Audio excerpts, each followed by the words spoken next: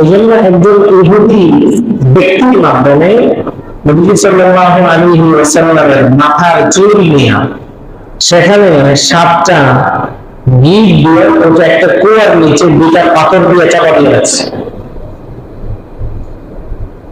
এখন নবীজি ঘুমাইলে কিছু বলতে পারে না, কারণ সাথে কোনো কথা বললে মনে থাকে না, সমস্যা হয়ে গেছে।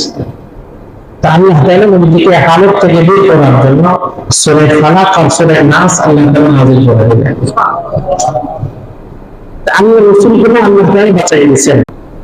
এই জন্য একজন ইহুদি ব্যক্তির মাধ্যমে নবী সাল্লাল্লাহু আলাইহি ওয়াসাল্লামের মাথার চুল নিয়ে সেখানে সাতটা গিট দিয়ে ওটা একটা কুয়ার নিচে দুটা পাথর দিয়ে চাপা দিয়ে আছে।